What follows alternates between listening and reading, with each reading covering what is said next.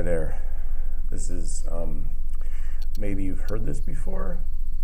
My name's John Forster. I'm a life coach, a motivational speaker, all sorts of shit.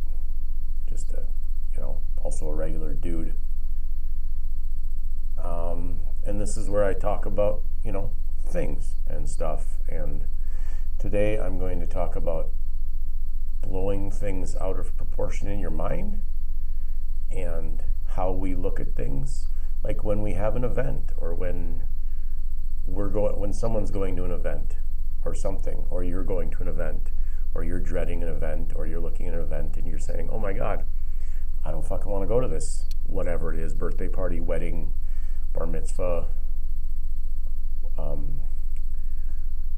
whatever, some other fiestas, quinceañera, whatever I can think of off the top of my head, graduation, whatever you are going to. So here's the problem. The event is this big. That's how big the event is. That's everything involved in the event.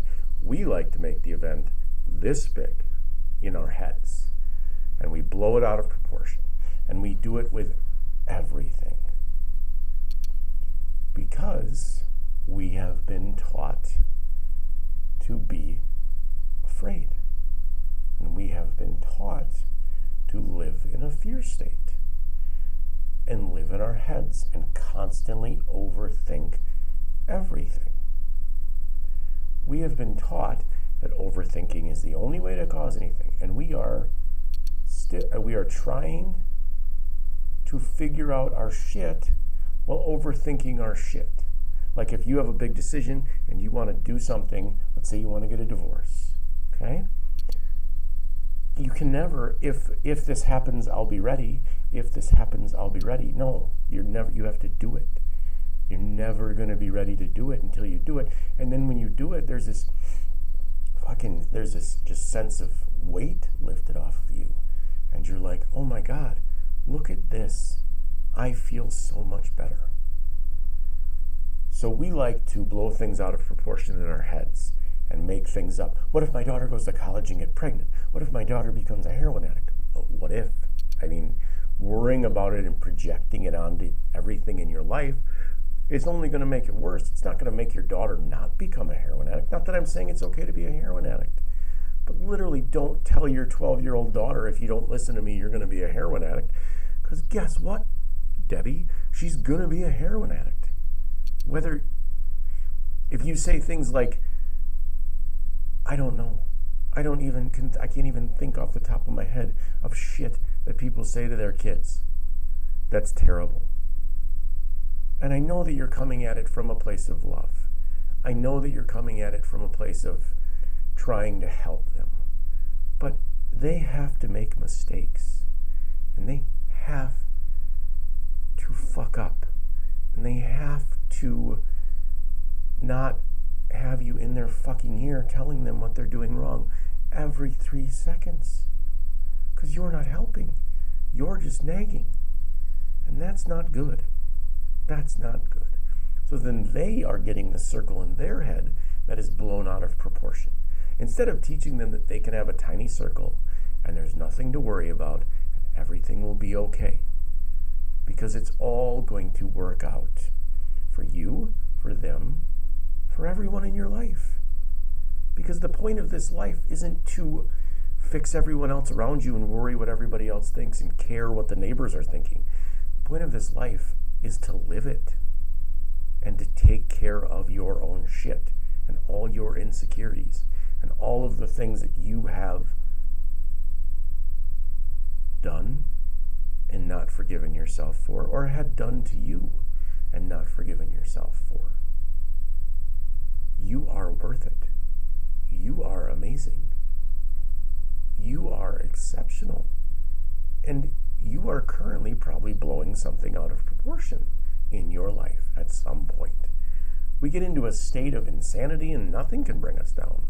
Nothing can relax us except for ourselves. No amount of, if you do this, I'll be happy.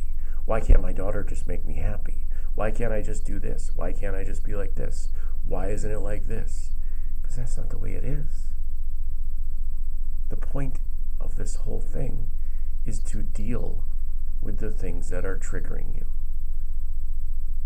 And in order to deal with them, you have to acknowledge that they are bothering you. And you have to acknowledge that you are impermanent.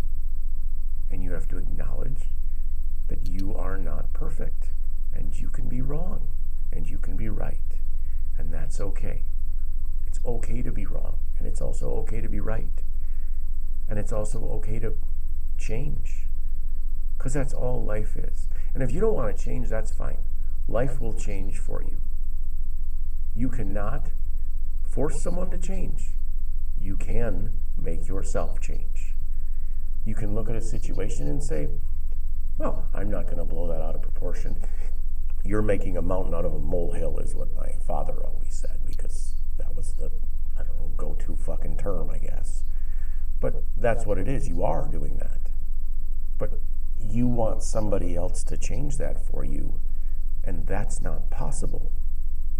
You are the only person who can change that for you.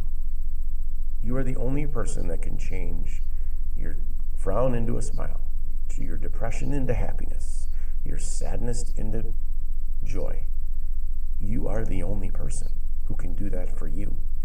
No amount of your kids winning the big game, your kids getting trophies, your kids being winners is going to change that you're miserable.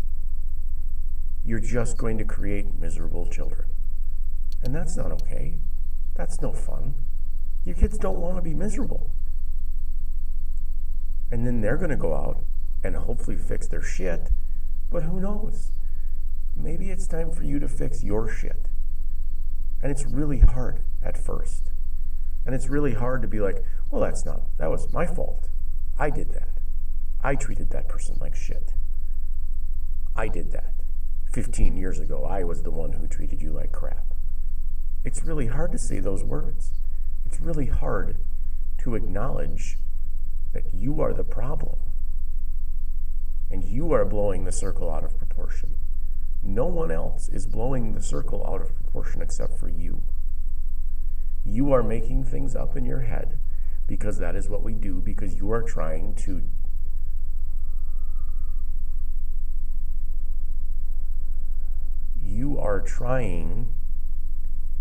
fix the situation in your head, when the reality is you just need to distance yourself from that person, or you need to establish boundaries where you are okay.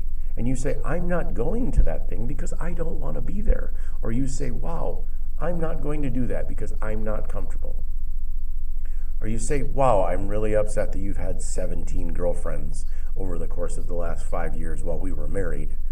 And I'm very upset with you, and I'm walking away, no matter what they say, because they're not going to change. They're never going to change the way they are. Especially if they've shown you that they're not going to change. I'll be better. I'll do better. I'll do good. I'll change. But if they don't change, then it's a problem. Then it's something that you are helping them enable them. You are helping them to be enabled in the behavior that they're doing by acting like, well, he's going to change. He's going to change. How many people have said that about someone else? He'll change. To yourself, out loud. How many people have believed that? And how many times can you believe that? Oh, he's better.